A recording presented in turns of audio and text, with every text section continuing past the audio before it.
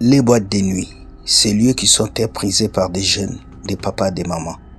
Ces lieux où il y a un DJ, il y a une musique. Ces lieux où la perversité prend sa place. Tout le monde a été dans une boîte de nuit. Certains chrétiens convertis n'y vont plus parce qu'ils ont compris qu'il y a des esprits. Il y a des sacrifices, des vies qui s'y passent. Moi-même sur ma chaîne YouTube, j'ai fait une vidéo où je vous ai expliqué quels sont les esprits qui règnent dans les boîtes de nuit. Comment est-ce que vous dépensez votre argent, votre énergie et tout ce que vous avez en vous. Mais beaucoup de gens n'écoutent pas. À travers cette vidéo, je vais vous mettre un témoignage d'un monsieur qui témoigne de ce qui se passe dans les boîtes de nuit. Vous allez écouter et ce témoignage va vous toucher. Bonne écoute et à tout à l'heure. Merci.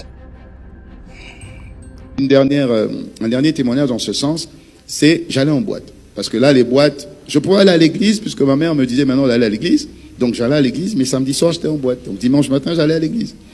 Et Dieu me dit, tu sais que les boîtes, c'est pas bien. Les boîtes, c'est pas une bonne chose. Je dis, non, Seigneur, tu sais que ça, là. Bon, tu vois, notre deal, c'est que si tu veux pas, tu arrêtes. Fais en sorte que ça s'arrête. Je vais en boîte de nuit. Une nouvelle boîte de nuit qui venait d'ouvrir à Paris. Et je suis en piste de danse. Puis je dansais un peu bien à l'époque. C'était mon vieil homme. Il est mort aujourd'hui. Je dansais en boîte de nuit. Et les gens étaient autour de moi. Et j'entends la voix du Seigneur qui me parle. Il dit, bon, je vais te montrer, je vais t'ouvrir les yeux sur ce que c'est la boîte de nuit. Puisque toi, tu penses que c'est un bon endroit. C'est pas un bon endroit pour toi. Mais je vais te montrer. Et à ce moment-là, je ne bois pas, je ne fume pas. D'accord? Je ne bois pas, je ne fume pas.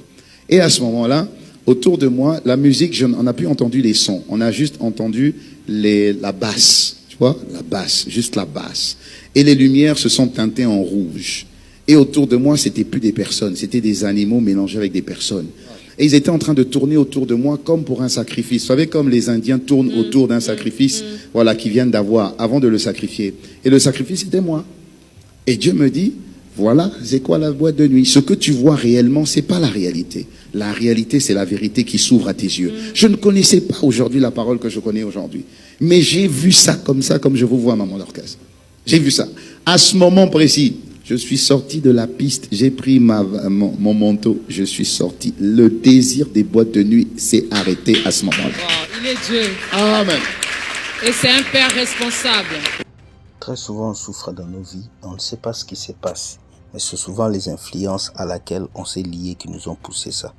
Dans les boîtes de nuit, il n'y a pas seulement des humains, il y a des esprits, des femmes de nuit, des maris de nuit, des démons qui viennent dans cette atmosphère pour pourrir les vies des gens. Alors faites attention à vous, réveillez-vous, ne livrez pas vos vies aux désirs inutiles.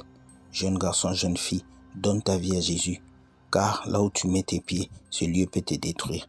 Dieu a dit, tout lieu où foulera la plante de vos pieds, vous êtes donné. Mais tu dois être dans la volonté de Dieu et dans le lieu où Dieu le veut pour que ta vie soit protégée.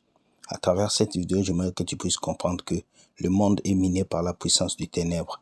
Mais parce que tu as Dieu, tu dois aussi te protéger toi-même. Alors dis non aux boîtes de nuit.